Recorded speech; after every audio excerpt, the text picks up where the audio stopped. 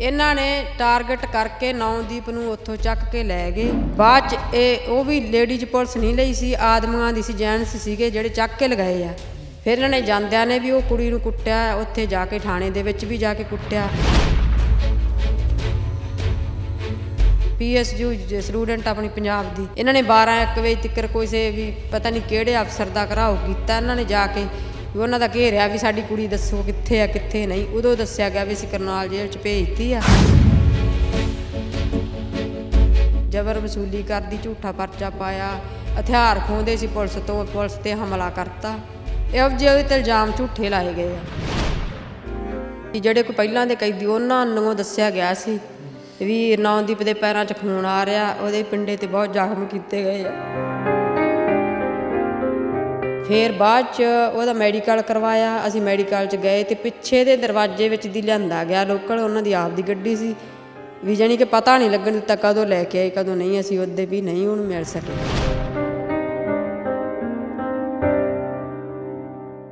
ਤੁਸੀਂ ਜੁੜੇ ਹੋਏ ਹੋ ਅੱਖਰ ਦੇ ਨਾਲ ਤੇ ਮੈਂ ਹਾਂ ਨਵਰੀਤ ਸਿਵੀਆ। ਮੈਂ ਇਸ ਸਮੇਂ ਸ਼੍ਰੀ ਮੁਕਤਸਰ ਸਾਹਿਬ ਦੇ ਇੱਕ ਪਿੰਡ ਗੰਦੜ ਦੇ ਵਿੱਚ ਬੈਠਾ।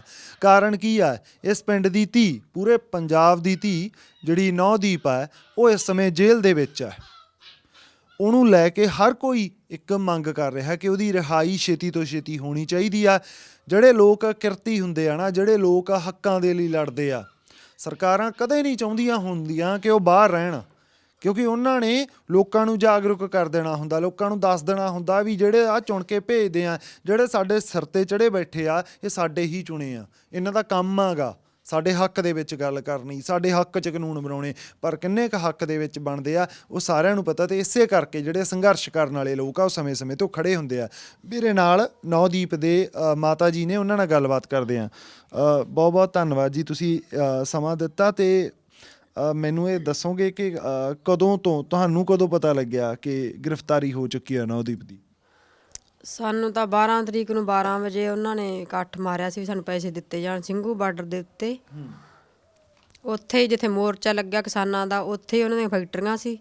ਉਹ ਜਦੋਂ ਮੋਰਚਾ ਲੱਗਿਆ ਤਾਂ ਉਹ ਫੈਕਟਰੀਆਂ ਹੋ ਗਈਆਂ ਬੰਦ। ਕਹਿੰਦੇ ਵੀ ਕੱਚਾ ਮਾਲ ਨਹੀਂ ਆਉਂਦਾ, ਬੰਦ ਆ। ਹੁਣ ਅਸੀਂ ਵੀ ਕੱਢਣ ਲੱਗ ਗਏ ਉੱਥੋਂ ਮਜ਼ਦੂਰਾਂ ਨੂੰ, ਜਿਹੜੇ ਵੀ ਇੱਥੇ ਕੰਮ ਕਰਦੇ ਆ। ਇਹਨਾਂ ਨੇ ਮੁੜ ਕੇ ਫਿਰ ਕਿਸਾਨਾਂ ਦੇ ਨਾਲ ਹੈਲਪ 'ਤੇ ਹੀ ਸੀਗੇ। ਜਿੱਦਾਂ ਪਹਿਲੇ ਦਿਨ ਤੋਂ ਹੀ ਧਰਨਾ ਸ਼ੁਰੂ ਹੋਇਆ ਕਿਸਾਨਾਂ ਦਾ, ਉਹਦੇ ਵਿੱਚ ਜਿੰਨੇ ਮਜ਼ਦੂਰ ਸੀਗੇ ਸ਼ਾਮਲ, ਉਹ ਸਾਰੇ ਇਹਨਾਂ ਦੇ ਨਾਲ ਹੀ ਹੈਲਪ 'ਤੇ ਸੀਗੇ। ਇਹਨਾਂ ਨੇ ਆਪਦਾ ਟੈਂਟ ਵੀ ਲਾਇਆ ਹੋਇਆ ਸੀ ਨੌਦੀਪ ਕੌਰ ਨੇ। ਬਾਅਦ 'ਚ ਉਹ ਪੈਸਿਆਂ ਦੇ ਮੰਗ ਕਰਦੇ ਸੀ ਅਤੇ ਵੀ ਸਾਨੂੰ ਪੈਸੇ ਦਿੱਤੇ ਜਾਣ, ਵੀ ਕੰਮ ਤੋਂ ਸਾਨੂੰ ਹਟਾਈ ਜਾਂਦੇ, ਕੱਢੀ ਜਾਂਦੇ ਆ।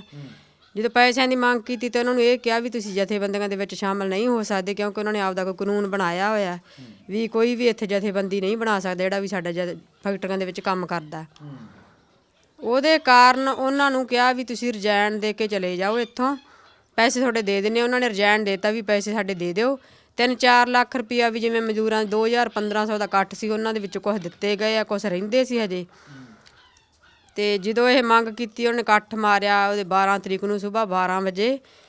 ਅਤੇ ਉਹਨਾਂ ਦੀ ਪੁਲਿਸ ਆਈ, ਗੱਡੀਆਂ 2 ਗੱਡੀਆਂ ਪੁਲਿਸ ਦੀਆਂ ਦੇ ਆਈਆਂ, ਵਿੱਚ ਗੁੰਡੇ ਸੀ ਉਹਨਾਂ ਦੇ। ਆ ਕੇ ਕੌਣ ਸਾਰ ਕੁੱਟਮਾਰ ਕਰਨ ਲੱਗੇ, ਗੋਲੀਆਂ ਚਲਾਈਆਂ ਉਹਨਾਂ ਦੀਆਂ। ਜਦੋਂ ਗੋਲੀਆਂ ਚਲਾਈਆਂ ਗਈਆਂ, ਹੁਣ ਕੁੱਟਮਾਰ ਦੇ ਵਿੱਚ ਜਦੋਂ ਬੱਚੇ ਇੱਧਰ ਉੱਧਰ ਭੱਜਣ ਲੱਗ ਗਏ, ਕੁੱਟਣ ਲੱਗ ਗਏ ਉਹਨਾਂ ਨੂੰ, ਵੀ ਲੋਕਲ ਗੁੰਡੇ ਛੱਡੇ ਉਹਨਾਂ ਦੇ ਫੈਕਟਰੀਆਂ ਵਾਲਿਆਂ ਦੇ, ਕੁਛ ਪੁਲਿਸ ਹੀ ਗੁੰਡਾਗਰਦੀ ਕਰੀ ਜਾਂਦੀ ਹੈ।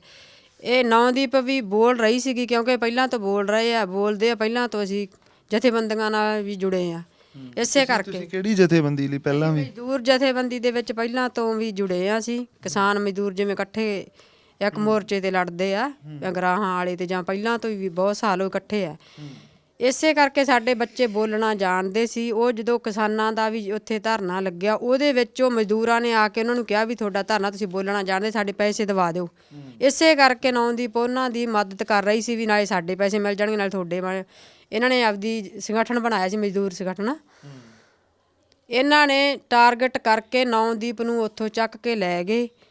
ਬਾਅਦ 'ਚ ਉਹ ਵੀ ਲੇਡੀਜ਼ ਪੁਲਿਸ ਨਹੀਂ ਲਈ ਸੀ, ਆਦਮੀਆਂ ਦੀ ਸੀ, ਜੈਂਟਸ ਸੀਗੇ ਜਿਹੜੇ ਚੱਕ ਕੇ ਲਗਾਏ ਆ। ਫਿਰ ਇਹਨਾਂ ਨੇ ਜਾਂਦਿਆਂ ਨੇ ਵੀ ਉਹ ਕੁੜੀ ਨੂੰ ਕੁੱਟਿਆ, ਉੱਥੇ ਜਾ ਕੇ ਥਾਣੇ ਦੇ ਵਿੱਚ ਵੀ ਜਾ ਕੇ ਕੁੱਟਿਆ। ਜਦੋਂ ਇਹ ਇਕੱਠ ਮਾਰ ਕੇ, ਜਦੋਂ ਜਿੰਨੇ ਵੀ ਸੀਗੇ ਹੋਰ ਵੀ ਉੱਥੇ ਲੋਕਲ ਦੇ ਸੀ ਜਾਂ ਦਿੱਲੀ ਯੂਨੀਵਰਸਿਟੀ ਦੇ ਵਿੱਚ ਪੜ੍ਹਦੇ ਆ ਜਿਹੜੇ ਸਟੂਡੈਂਟ, ਨਾਲ ਵੀ ਕਰਦੇ ਆ ਕੰਮ ਫੈਕਟਰੀਆਂ ਦੇ ਵਿੱਚ ਨਾਲ ਪੜ੍ਹਾਈ ਦੇ, ਉਹ ਸਾਰੇ ਇਕੱਠੇ ਹੋ ਕੇ ਗਏ ਵੀ ਸਾਨੂੰ ਦੱਸਿਆ ਜਾਵੇ ਵੀ ਕਿੱਥੇ। ਉਹਨਾਂ ਨੂੰ ਵੀ ਗ੍ਰਿਫਤਾਰ ਕਰਨ ਲੱਗ ਗਏ ਉਹ ਘੇਰ ਕੇ। ਬਿਲਕੁਲ। ਇਹਨਾਂ ਦੀ ਇੱਕ ਬੇਟੀ ਹੈ ਜਿਹੜੀ ਉਹ PhD ਕਰ ਰਹੇ ਆ Delhi university Rajveer Kaur PhD Delhi university ਕਰ ਰਹੇ ਆ। ਉਹ ਬਾਅਦ ਚ ਜਦੋਂ ਉਹਨੂੰ ਦੱਸਿਆ ਗਿਆ, ਉਹ ਸ਼ਾਮ ਤੱਕ ਇੱਥੇ ਪਹੁੰਚੇ, ਇੱਥੇ ਬਾਰਡਰ ਤੇ ਉਹ ਕਿਸਾਨਾਂ ਨੂੰ ਦੱਸਿਆ ਗਿਆ ਵੀ ਇੱਥੋਂ ਆਪਣੀ ਨੌਦੀਪ ਚੱਕੀ ਗਈ ਹੈ ਬਾਰਡਰ ਤੋਂ, ਵੀ ਉਹ ਸਾਡੀ ਹੈਲਪ ਕਰੋ। ਕਿਸਾਨਾਂ ਨੇ ਇਹ ਕਿਹਾ ਵੀ ਅਸੀਂ ਮੀਟਿੰਗ ਕਰਦੇ ਹਾਂ, ਥੋੜ੍ਹੇ ਚਿਰ ਬਾਅਦ ਵੀ ਦੱਸਾਂਗੇ ਸ਼ਾਮ ਤੱਕ।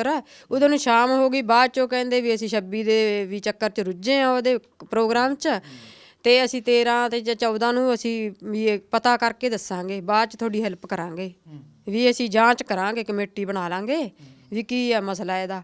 ਉਦੋਂ ਬਾਅਦ ਕੁਛ ਨਹੀਂ ਦੱਸਿਆ ਗਿਆ। ਪਰ ਇਹ ਸਟੂਡੈਂਟ ਜਿੰਨੇ ਇਕੱਠੇ, ਜਿਵੇਂ PSU ਸਟੂਡੈਂਟ ਆਪਣੀ ਪੰਜਾਬ ਦੀ, ਇਹ ਜਿੰਨੇ ਵੀ ਰਾਜਵੀਰ ਦੇ ਨਾਲ ਇਕੱਠੇ ਹੋ ਕੇ ਗਏ, ਇਹਨਾਂ ਨੇ 12-1 ਵਜੇ ਤੱਕ ਕਿਸੇ ਵੀ ਪਤਾ ਨਹੀਂ ਕਿਹੜੇ ਅਫਸਰ ਦਾ ਘਰਾਓ ਕੀਤਾ। ਇਹਨਾਂ ਨੇ ਜਾ ਕੇ ਵੀ ਉਹਨਾਂ ਦਾ ਘੇਰਿਆ ਵੀ ਸਾਡੀ ਕੁੜੀ ਦੱਸੋ ਕਿੱਥੇ ਆ ਕਿੱਥੇ ਨਹੀਂ। ਉਦੋਂ ਦੱਸਿਆ ਗਿਆ ਵੀ ਅਸੀਂ ਕਰਨਾਲ ਜੇਲ੍ਹ 'ਚ ਭੇਜਤੀ ਆ, ਤੇ ਕਿੰਨੇ ਦਿਨ ਇਹਨਾਂ ਨੇ ਐਂ ਨਹੀਂ ਦੱਸਿਆ ਗਿਆ ਵੀ ਕਾਹਦਾ ਪਰਚਾ ਪਾਇਆ ਕੀ ਨਹੀਂ, ਹਜੇ ਤੱਕ ਨਹੀਂ ਦਿੱਤਾ ਉਹਨਾਂ ਨੇ ਕੁਛ ਵੀ। ਫਿਰ ਇਹ ਉਦੋਂ ਬਾਅਦ ਜੇਲ੍ਹ ਦੇ ਵਿੱਚ ਜਾਣ ਤੋਂ ਬਾਅਦ ਜਦੋਂ ਵਕੀਲ ਉੱਥੇ ਸਾਈਨ ਕਰਾਉਣ ਗਿਆ, ਉਦੋਂ ਉਹਦੇ ਨਾਲ ਮਾੜਾ ਮੋਟਾ ਕੱਪੜੇ ਦੇ ਕੇ ਆਉਂਦੇ ਆ, ਉਹਨੂੰ ਦੱਸਿਆ ਗਿਆ ਵੀ ਇਹਦੇ ਬਹੁਤ ਜ਼ਿਆਦਾ ਸੱਟਾਂ। ਫਿਰ ਕੌਨਫਰੰਸ ਕੀਤੀ ਹੈ ਰਾਜਵੀਰ ਨੇ ਵੀ ਇਹ ਜਿਹੜੇ ਝੂਠੇ ਪਰਚੇ ਪਾਏ, ਇਹਨਾਂ ਨੇ ਕਿਹਾ ਵੀ ਸਾਡੇ ਜ਼ਬਰ ਵਸੂਲੀ ਕਰਦੀ, ਝੂਠਾ ਪਰਚਾ ਪਾਇਆ, ਹਥਿਆਰ ਖੋਹਦੇ ਸੀ ਪੁਲਿਸ ਤੋਂ, ਪੁਲਿਸ 'ਤੇ ਹਮਲਾ ਕਰਤਾ।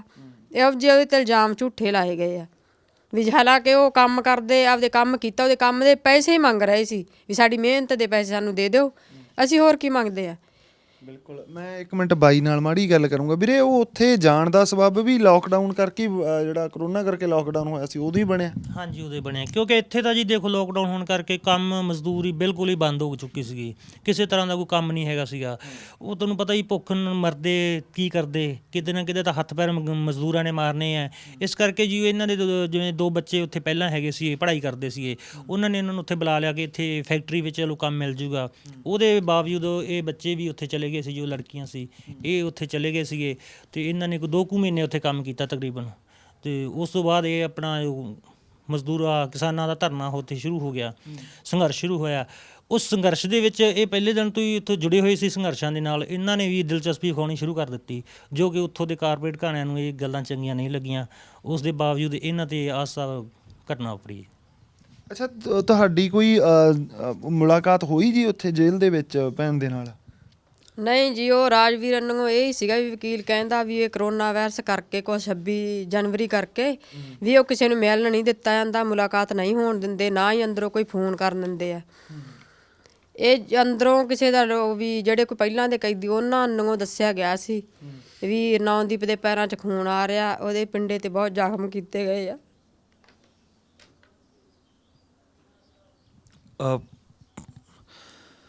ਇਹ ਹੁਣ ਤਰਾਸਦੀ ਆ ਇਹ ਸਾਡੀ ਸਾਰਿਆਂ ਦੀ ਕਿ ਅਸੀਂ ਵੀ ਮੀਡੀਆ ਵਾਲੇ ਵੀ ਸ਼ਾਇਦ ਅਸੀਂ ਇਹ ਮੁੱਦੇ ਨੂੰ ਜਦੋਂ ਪੂਰੀ ਤਰ੍ਹਾਂ ਇਹ ਹਾਈਲਾਈਟ ਹੋ ਗਿਆ, ਸਾਰੇ ਹੀ ਉਦੋਂ ਆਏ ਆ।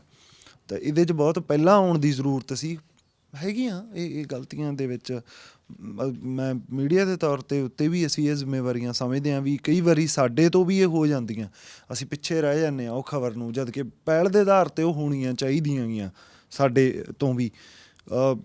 ਪਰ ਹੁਣ ਜਿਹੜੀ ਇਹ ਮੂਵਮੈਂਟ ਇਸ ਸਮੇਂ ਜਿੱਥੇ ਬਣੀ ਆ, ਉੱਥੇ ਬਹੁਤ ਜ਼ਰੂਰਤ ਆ ਸਾਨੂੰ ਸਾਰਿਆਂ ਨੂੰ ਵੀ ਅਸੀਂ ਹੋਰ ਇਕੱਠੇ ਹੋ ਕੇ ਵੱਧ ਤੋਂ ਵੱਧ ਗਿਣਤੀ ਦੇ ਵਿੱਚ ਇਹ ਡਿਮਾਂਡ ਕਰਗੇ ਵੀ ਛੇਤੀ ਤੋਂ ਛੇਤੀ ਰਿਹਾਈ ਹੈ ਜਿਹੜੀ ਉਹ ਹੋਣੀ ਚਾਹੀਦੀ ਹੈ ਨੌਦੀਪ ਦੀ। ਸੋ ਬਾਈ ਇਹ ਵੀ ਹੈ ਨਾ, ਪਹਿਲੀ ਗੱਲ ਤਾਂ ਉੱਥੇ ਯੂਨੀਵਰਸਿਟੀਆਂ ਦੇ ਵਿੱਚ ਜਿੱਥੇ ਪਹੁੰਚੇ ਆ, ਆਪਣੇ ਵਰਗੇ ਪਿੰਡਾਂ ਦੇ ਵਿੱਚੋਂ ਹੈ ਨਾ ਉੱਠ ਕੇ, ਆ ਵੀ ਵੱਡੀ ਗੱਲ ਆ, ਉੱਥੇ ਮੁਕਾਬਲਾ ਕਰਨਾ ਤੇ ਜਾਣਾ, ਤਾਂ ਸੰਘਰਸ਼ਾਂ ਦੇ ਰਾਹ ਪੈਣਾ, ਹੱਕ ਮੰਗਣੇ। ਹਾਂਜੀ, ਦੇਖੋ ਜੀ, ਬਹੁਤ ਵੱਡੀ ਸੰਘਰਸ਼ ਦੀ ਗੱਲ ਹੈ ਜੀ ਕਿ ਇੱਕ ਬੱਚੇ ਗਰੀਬ ਪਰਿਵਾਰ 'ਚ ਉੱਠ ਕੇ ਦਿੱਲੀ ਯੂਨੀਵਰਸਿਟੀ ਦੇ ਵਿੱਚ ਜਾ ਕੇ ਪੜ੍ਹ ਰਹੇ ਆ। ਇਹ ਬਹੁਤ ਵੱਡੀ ਇਹਨਾਂ ਦੀ ਉਪਲਬਧੀ ਹੈ ਜੀ, ਅਤੇ ਇਹਨਾਂ ਨੂੰ ਸਰਕਾਰਾਂ ਨੂੰ ਪ੍ਰਮੋਟ ਕਰਨ ਦੀ ਲੋੜ ਹੈ ਜੀ। ਇਹਨਾਂ ਨੂੰ ਸਹਾਰਾ ਦੇਣਾ ਚਾਹੀਦਾ, ਨਾ ਕਿ ਇਹਨਾਂ 'ਤੇ ਝੂਠੇ ਪਰਚੇ ਪਾ ਕੇ ਇਹਨਾਂ ਮਜ਼ਦੂਰਾਂ ਬੱਚਿਆਂ ਨੂੰ ਜੇਲ੍ਹਾਂ ਵਿੱਚ ਡੱਕਣ ਦੀ ਲੋੜ ਨਹੀਂ ਜੀ। ਇਹਨਾਂ ਨੂੰ ਅੱਜ ਉਤਸ਼ਾਹ ਕਰਨ ਦੀ ਲੋੜ ਹੈ ਜੀ, ਇਹਨਾਂ ਨੂੰ, ਜੋ ਕਿ ਸਰਕਾਰਾਂ ਨੂੰ ਵੱਧ ਚੜ੍ਹ ਕੇ ਇਹਨਾਂ ਦੀ ਸਹਾਇਤਾ ਕਰਨੀ ਚਾਹੀਦੀ ਹੈ ਜੀ। ਬਿਲਕੁਲ। ਪਰ ਉਹ ਜਿਹੜੇ ਦਲੀਲਾਂ ਦਿੰਦੇ ਆ ਨਾ ਕਿ ਸਾਡੇ ਟੈਕਸ ਦੇ ਪੈਸੇ ਦੇ ਨਾਲ ਯੂਨੀਵਰਸਿਟੀਆਂ ਚੱਲਦੀਆਂ, ਉਹ ਭਰਾਵਾ ਸਾਰੇ ਟੈਕਸ ਭਰਦੇ ਆ, ਤੁਸੀਂ ਲਹਿਦਾ ਨਹੀਂ ਭਰਦੇ। ਅਤੇ ਬਹੁਤ ਜ਼ਰੂਰੀ ਆ ਕਿ ਪਿੰਡਾਂ ਦੇ ਵਿੱਚੋਂ ਬੱਚੇ ਉੱਥੇ ਜਾਣ, ਉਹ ਸਮਝਣ ਉਹ ਸਿਸਟਮ ਨੂੰ, ਜਿਹੜਾ ਸਿਸਟਮ ਸਾਡੇ ਸਿਰ 'ਤੇ ਚੜ੍ਹ ਕੇ ਨੱਚਦਾ ਉਹ ਕੀ ਆ, ਅਤੇ ਉਹਦੇ 'ਚ ਫਿਰ ਉਹ ਭਾਗੀਦਾਰ ਹੋ ਕੇ ਉਹਨੂੰ ਸੁਧਾਰਨ, ਉਹਦੇ ਵਿੱਚ ਸ਼ਾਮਲ ਹੋ ਕੇ ਉਹਨੂੰ ਸੁਧਾਰਨ। ਅਤੇ ਹੁਣ ਤੁਹਾਡੀ ਆਪਦੀ ਬੇਟੀ ਦੇ ਨਾਲ ਗੱਲ ਹੋਈ ਹੋਣੀ ਆ, ਅਗਲੀ ਪੇਸ਼ੀ ਕਦੋਂ ਕਹਿ ਰਹੇ ਆ ਜੀ? ਨਹੀਂ ਜੀ, ਸਾਡੇ ਨਾਲ ਕੋਈ ਗੱਲ ਨਹੀਂ ਹੋਈ ਉਹਨਾਂ ਦੀ ਨਾ। ਤੁਹਾਡੀ ਰਾਜਦੀਪ ਜਿਹੜੀ ਹਾਂਜੀ, ਰਾਜਵੀਰ ਨਾਲ ਹੋਈ ਆ। ਉਹ 1 ਤਰੀਕ ਪਾਈ ਸੀ ਉਹਨਾਂ ਨੇ, ਉਹ ਕੈਂਸਲ ਕਰਤੀ। ਹੁਣ ਕਹਿੰਦੇ 8 ਆ, ਵੀ 8 ਦੇ ਵੀ ਹਾਈ ਕੋਰਟ ਦੇ ਵਿੱਚ ਹੋਊਗੀ। ਉਹ ਜਿਹੜੇ ਲੋਕਲ ਉਹਨਾਂ ਨੇ ਕੈਂਸਲ ਕੀਤੀ ਆ। ਅੱਛਾ, ਲੋਕਲ ਕੋਰਟ ਆ ਜਿਹੜੀ ਸੋਨੀਪਤ ਕੋਰਟ ਨੇ ਹਨਾ, ਹਾਂਜੀ ਹਾਂਜੀ ਤੇ ਉਹ ਹੁਣ ਹਾਈ ਕੋਰਟ ਚਲਾ ਗਿਆ। ਹਾਂਜੀ, ਚੰਡੀਗੜ੍ਹ ਹਾਈ ਕੋਰਟ ਚ ਕਹਿ ਰਹੇ ਆ। ਬਿਲਕੁਲ, ਪੰਜਾਬ ਤੇ ਹਰਿਆਣਾ ਦੀ ਉਹ ਤਾਂ ਇੱਕ ਹੀ ਆ। ਹਾਂਜੀ, ਤੇ ਹੁਣ ਤੁਹਾਨੂੰ ਮਤਲਬ ਜਥੇਬੰਦੀਆਂ ਵੱਲੋਂ ਜਾਂ ਇਹ ਸਾਰਾ ਜਿਹੜਾ ਦਬਾਅ ਬਣਿਆਗਾ, ਆਸ ਹੈਗੀ ਆ ਵੀ ਪੂਰਾ ਇਹ ਮਸਲਾ ਜਿਹੜਾ ਇਹ 'ਚ ਜ਼ਮਾਨਤ ਮਿਲੂਗੀ ਨੌਦੀਪ ਨੂੰ? ਆਸ ਅਸੀਂ ਕਰਦੇ ਹਾਂ ਵੀ ਸਾਡੀ ਧੀ ਬਾਰੇ ਬੋਲਣ, ਜਥੇਬੰਦੀਆਂ ਵੀ ਅੱਗੇ ਆਉਣ। ਵੀ ਜੇ ਪਹਿਲੇ ਉਦੋਂ ਹੀ ਇਹਨਾਂ ਨੇ ਕੁਛ ਮਾੜਾ ਮੋਟਾ ਕੁਛ ਬੋਲਿਆ ਹੁੰਦਾ ਸਟੇਜ ਤੋਂ ਉੱਪਰ ਫੌਰੀ ਤੌਰ ਤੇ ਅੱਜ ਕੁੜੀ ਸਾਡੇ ਕੋਲੇ ਹੁੰਦੀ, ਅਸੀਂ ਵੇਖ ਲੈਂਦੇ ਵੀ ਉਹਨੇ ਕੀ ਹੋਇਆ ਕੀ ਨਹੀਂ। ਜਿਸ ਤਰ੍ਹਾਂ ਵੀ 14-15 ਦਿਨ ਬਾਅਦ ਵੀ ਉਹ ਜਦੋਂ 25 ਤਰੀਕ ਨੂੰ, ਅਸੀਂ 23 ਤਰੀਕ ਨੂੰ ਗਏ ਆ ਉੱਥੇ 24 ਨੂੰ, ਤੇ 25 ਤਰੀਕ ਨੂੰ ਉਹਦਾ ਮੈਡੀਕਲ ਕਰਵਾਇਆ ਗਿਆ। ਉਹ ਵੀ ਕਹਿਣ ਤੇ ਚਿੱਠੀਆਂ ਲਿਖੀਆਂ ਉਹਨਾਂ ਨੇ ਕਿਹਾ, ਜਿਵੇਂ ਡਾਕਟਰ ਦਰਸ਼ਨਪਾਲ ਜੀ ਆ ਬਾਈ ਜੀ, ਉਹਨਾਂ ਨੇ ਸਾਈਨ ਸੂਨ ਕੀਤੇ ਸੀਗੇ ਆਪਦੇ ਵੀ ਛੱਡਿਆ ਜਾਵੇ ਕੁੜੀ ਨੂੰ। ਫਿਰ ਬਾਅਦ 'ਚ ਉਹਦਾ ਮੈਡੀਕਲ ਕਰਵਾਇਆ। ਅਸੀਂ ਮੈਡੀਕਲ 'ਚ ਗਏ ਤੇ ਪਿੱਛੇ ਦੇ ਦਰਵਾਜ਼ੇ ਵਿੱਚ ਦੀ ਲਿਆਂਦਾ ਗਿਆ ਲੋਕਲ, ਉਹਨਾਂ ਦੀ ਆਪਦੀ ਗੱਡੀ ਸੀ।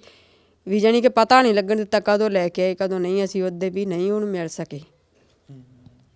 ਸੋ ਇਹ ਤਾਂ ਠੀਕ ਆ ਵੀ ਹੁਣ ਸਾਰਿਆਂ ਦੇ ਸਾਹਮਣੇ ਕਲੀਅਰ ਆ ਮਸਲਾ, ਤੁਹਾਡੇ ਸਾਹਮਣੇ ਆ ਵੀ ਇੱਕ ਪੰਜਾਬ ਦੀ ਸਾਡੀ ਹੈ ਨਾ, ਵੈਸੇ ਤਾਂ ਸਾਰੇ ਹਿੰਦੁਸਤਾਨ ਦੀ ਧੀ ਆ ਜਿਹੜੀ ਉਹ ਨੌਦੀਪ ਆ, ਤੇ ਉਹ ਉੱਥੇ ਕੈਦ ਦੇ ਵਿੱਚ ਆ। ਕਾਰਨ ਕੀ ਆ? ਕਾਰਨ ਸਿੱਧਾ ਕਿ ਆਪਦੇ ਹੱਕ ਮੰਗੇ ਆ, ਜਿਨ੍ਹਾਂ ਨੂੰ ਹੱਕ ਉੱਥੇ ਮੰਗੇ ਆ।